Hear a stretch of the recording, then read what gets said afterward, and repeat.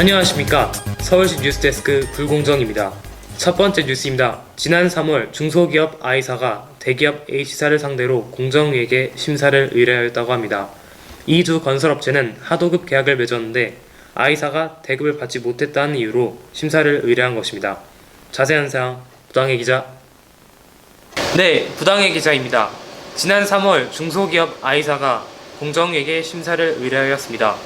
하지만 공정위는 판결을 내린 대신 I사에게 민사소송을 종용하고 결국 최종 판결을 대기업 H사의 무혐의로 끝을 내었습니다.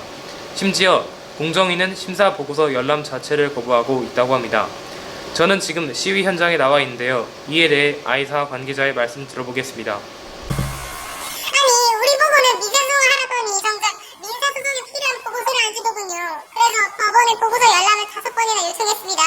그래도 끝까지 거부하더군요. 아무래도 그 보고서에 불리한 내용이 있는 것 같습니다. 네, 감사합니다. 이렇게 공정위와 H사 모두가 판결에 대한 불공정을 부인하고 있는데요. 기업 간 이런 일이 이번이 처음이 아닌 이상 대기업과 중소기업 간의 공정거래가 시급한 듯합니다. 지금까지 부당해 기자였습니다. 네, 부당해 기자 감사합니다.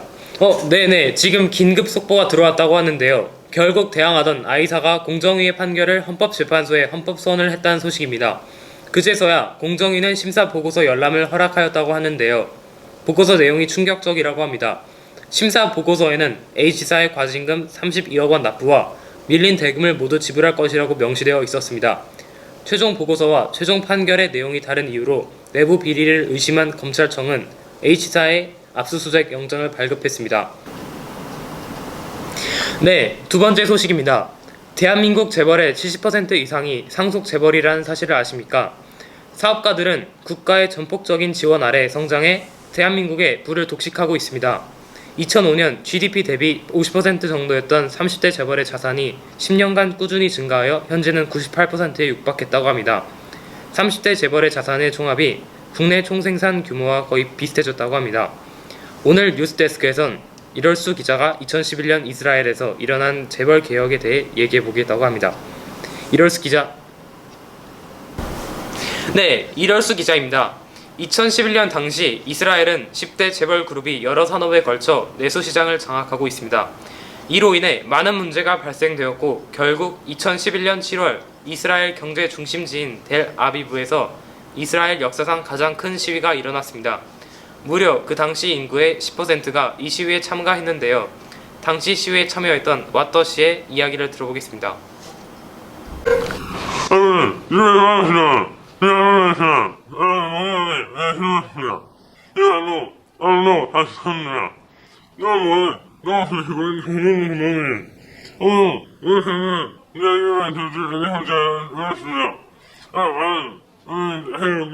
네, 왓더님 감사합니다. 2011년 대규모 텐트 시위 이후 이스라엘은 2012년 문제의 원인을 정확히 규명하기 위해 위원회가 조직되었습니다. 각 분야의 전문가로 구성된 경쟁력 강화 위원회는 1년 6개월 동안의 조사를 통해 최종 보고서를 내고 2013년 4월 보고서를 바탕으로 재벌 개혁 법안이 이스라엘 국가에서 만장일치로 통과되었습니다. 지금까지 이럴수 기자였습니다. 네, 이럴수 기자 감사합니다. 이스라엘의 재벌 개혁 담당자는 지금의 위기라는 것을 깨닫지 못하면 미래에 더 큰 비용을 지불하게 될 것이라고 말했습니다. 위기라는 것을 깨달은 지금 우리는 더 늦기 전에 힘을 모아 재벌 개혁을 진행해야 할 것입니다. 오늘은 대한민국 재벌가를 중심 소재로 뉴스 내용을 다뤄보았는데요. 서울시 뉴스데스크 매일 이 시간에 찾아뵙도록 하겠습니다. 지금까지 불공정 앵커였습니다. 시청해주셔서 감사합니다.